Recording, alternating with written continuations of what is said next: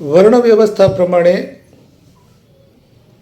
કોઈ ગ્રંથમાં, ઉપનિષદમાં, વેદમાં કે પછી સંવિધાન પ્રમાણે કોઈ આર્ટિકલમાં કે કોઈ કાયદામાં એવું ક્યાં લખ્યું છે કે દલિતોએ ઘોડી ઉપર ચડવું એ ગુનો છે,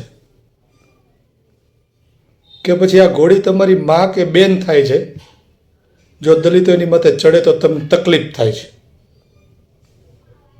મહેસાણા જિલ્લાના બેચરાજી તાલુકાના ધનપુરા ગામે 28 તારીખે દલિતોનો વરઘોડો રોકી તેની માથે હુમલો કરી મહિલાઓ અને પુરુષોને ઘાયલ કર્યા. અને આ વરઘોડો રોકવામાં બની બેઠેલા ખુદને ક્ષત્રિય માનનારા નાલાયકો હતા. એને મારે એ કહેવાનું છે કે વર્ણ વ્યવસ્થા પ્રમાણે તમે પોતે ઓબીસીમાં આવો છો અને ઓબીસી એટલે શુદ્ર, તો તમે ફાકાયું હેની મારો છો કે અમે ક્ષત્રિયો છીએ એમ? તમને તકલીફ શું છે? દલિતો ઘોડીએ ચડે ઈ કે દલિતો તમારા જમાઈ નથી બનતા ઈ? તમારું મૂળ કારણ દલિતોની પ્રગતિ છે. દલિતો પાસે સારા કપડાં હોય, દલિતો પાસે સારી ફોર વ્હીલ હોય, દલિતો પાસે સારી નોકરી હોય, દલિતોના છોકરા હેન્ડસમ રૂપાળા હોય. આ મોટી તકલીફ તમને છે. આનાથી વિશેષ તકલીફો તમને કાંઈ નથી. અને જેણે આ વરઘોડો રોકવામાં જે જાતિવાળાએ મોટો ફાળો આપ્યો છે ને, એને મારે એ કહેવાનું છે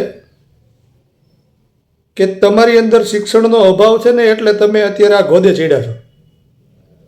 જ્યારે તમને ખબર પડશે ને કે તમારો ઉપયોગ થતો હતો અને હવે તમારી માથે હોતેના માછલા ધોવાવાના છે, ત્યારે તમને ખબર પડશે કે આ દલિતોનો વિરોધ કર્યો એ અમે બહુ ખોટું કર્યું છે. અને આમે વધારે પડતા તમારું કામ છે નાના નાના ડેમડાઓમાંથી માછલા પકડવાનું, વાડીઓમાંથી હાલા પકડવાનું અને ખાવાનું. આનાથી વિશેષ તમારો લાંબો ધંધો મેં ક્યાંય ભેળો નથી. એટલે છેલ્લે એટલું કહી દઈશ કે અમારા છોકરાઓને તમારા જમાઈ બનવામાં જરાય રસ નથી, બરાબર? અમારી પ્રગતિથી તમને બળતરા થતી હોય તો તમે પોતે મહેનત કરો અને પ્રગતિ કરો અને આગળ વધો. આવી રીતે દલિતોનો વિરોધ કરવાથી, દલિતોને ઘોડી ઉપરથી ઉતારવાથી, આવા કોઈ કાંડ કરવાથી તમારો ક્યાંય સારું નથી થવાનું કે સારી તમારી પ્રગતિ નથી થવાની. પ્રગતિ કરવી હોય તો તમારે ભણવું પડશે, શિક્ષણ લેવું પડશે અને નોકરી ધંધો કરવો પડશે.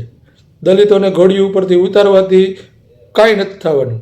એટલે તમારી સુધી આવે એ પહેલાં તમે શિક્ષિત થઈ જાઓ તો સારી વાત છે. અને બીજું કે જે લોકો એવું કહે છે કે ગુજરાતના ગામડાઓમાં હવે આભડછેડ જેવું કાંઈ નથી રહ્યું, એ નાલાયકોને, ખાસ કરીને મારા નાલાયકોને એ કહેવાનું છે કે હવે તમારે દવા પી જવી જોઈએ. આવું અવારનવાર ગુજરાતની અંદર દલિતોમાંથી અત્યાચારો થઈ રહ્યા હોય અને ત્યારે તમારી જેવા નીચ, નપુંસક અને નાલાયકો એવું કહેતા હોય કે ગામડાઓમાં દલિતો સાથે આભડછેડ નથી થતી, તો તમારે દવા પી જવી જોઈએ. મારું આ કહેવાનું થાય છે. અને હજી એકવાર કહું છું કે ભણો ઘણો, શિક્ષિત થાવ અને પ્રગતિ કરો, એનાથી અમને કોઈ વાંધો નથી. દલિતો ઘોડી ઉપર ચડે છે અને ચડશે.